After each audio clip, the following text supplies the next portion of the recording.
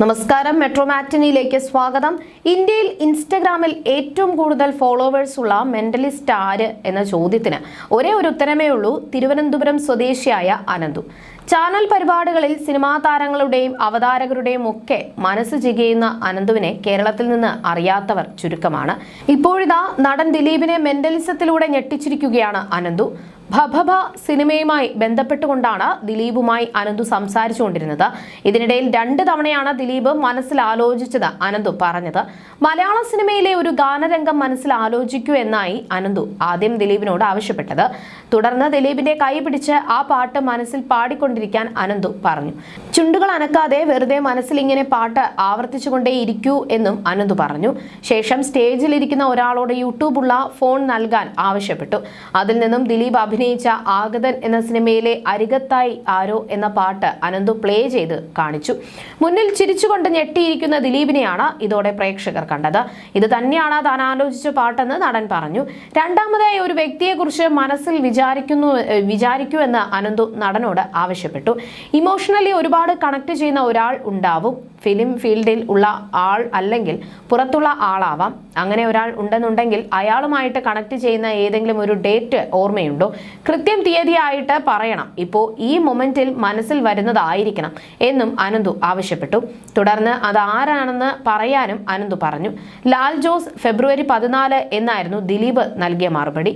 ശേഷം അനന്തു പറഞ്ഞത് ഇങ്ങനെയായിരുന്നു: ചില സ്വപ്നങ്ങളിൽ കാണുന്ന കാര്യങ്ങൾ ഞാൻ ഇങ്ങനെ ഒരു ഡ്രീം ജേർണൽ ആയിട്ടൊക്കെ എഴുതി വെക്കുന്ന ഒരു ശീലമുണ്ട്.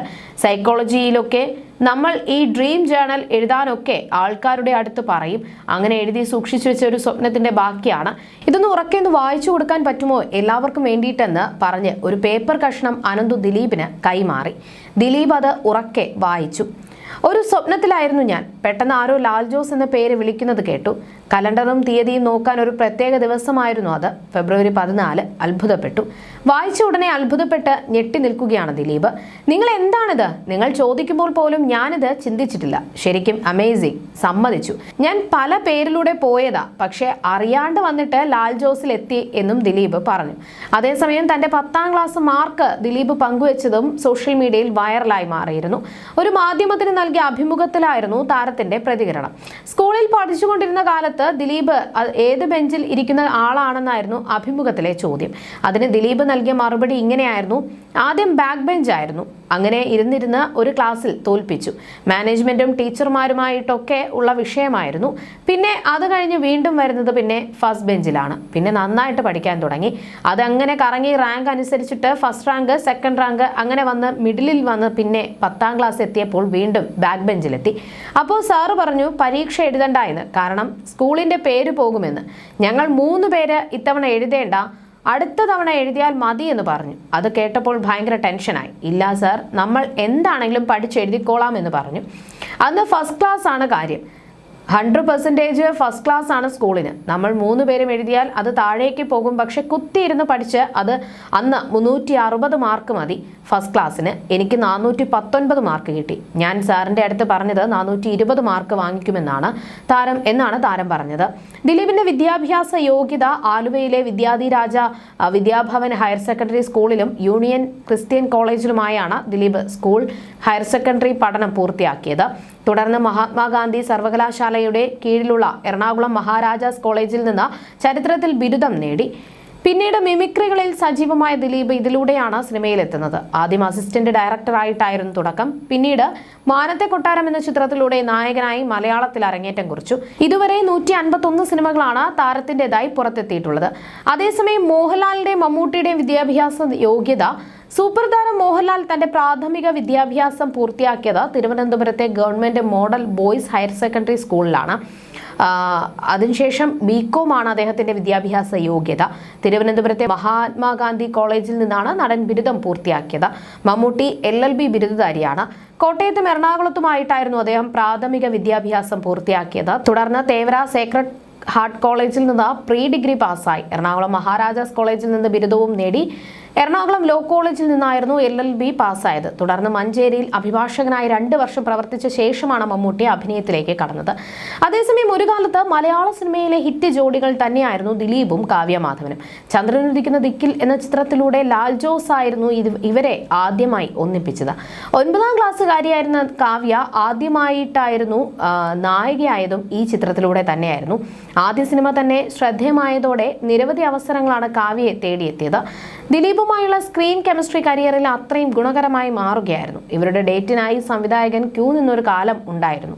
സിനിമയ്ക്ക് പുറമെ സ്റ്റേജ് ഷോകളിലും സജീവമായിരുന്നു ഇരുവരും. മഞ്ജു വാര്യരുമായി വിവാഹമോചനം നേടിയ സമയം മുതൽ കാവ്യയും ദിലീപും പ്രണയത്തിലാണെന്ന ഗോസിപ്പുകൾ പ്രചരിച്ചിരുന്നു.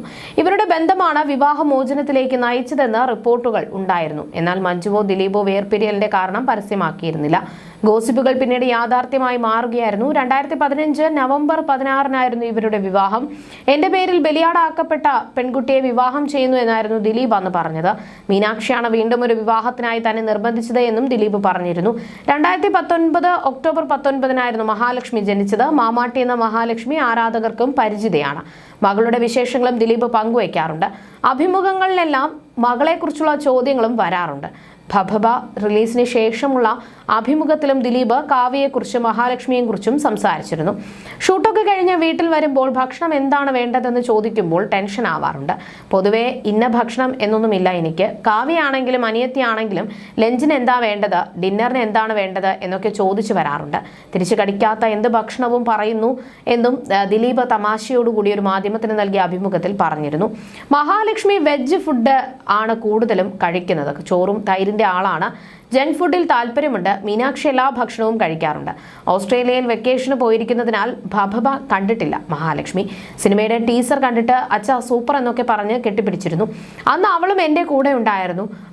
അവളിൽ നിന്നാണ് ആദ്യ കമന്റ് കിട്ടാറുള്ളത്. നമ്മൾ വേറെ ഹീറോയിനെ ഒക്കെ കെട്ടിപ്പിടിക്കുന്ന സമയത്ത് പുള്ളിക്കാരി കാവ്യയ്ക്ക് ആംഗ്യം കൊണ്ട് കാണിച്ചു കൊടുക്കും. അച്ഛൻ അമ്മയോട് വലിയ ഇഷ്ടമൊന്നുമില്ല കേട്ടോ.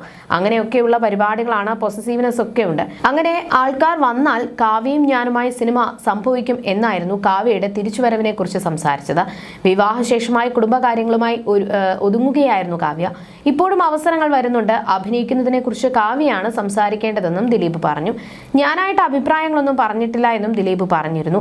ദൈവത്തിൽ വിശ്വസിക്കുന്ന ആളാണ് ഞാൻ. ദൈവത്തിൽ വിശ്വസിക്കുന്ന ആളായതുകൊണ്ട് പ്രത്യേകിച്ച് പ്ലാനിംഗ് ഒന്നുമില്ല. ശാന്തമായിട്ട് ഇങ്ങനെയൊക്കെ അങ്ങ് പോവുക എന്നതാണ് ഞാൻ ആഗ്രഹിക്കുന്നത്. ആഗ്രഹത്തിന്റെ പുറത്താണ് ഓരോന്ന് ചെയ്യുന്നതെന്നും മക്കൾ നന്നായി നോക്കണം എന്നൊക്കെ പറയുന്നത് ഒരു ലക്കാണ്. ചില സമയത്ത് ചില സ്ഥലത്ത് ചില ഫാമിലീസിൽ മാത്രം കിട്ടുന്ന ഭാഗ്യമാണെന്നും ദിലീപ് പറഞ്ഞിരുന്നു. You're watching me on metromatney.com. metromatney.com. Subscribe for more videos. Subscribe here for more videos. Subscribe now. Thank you.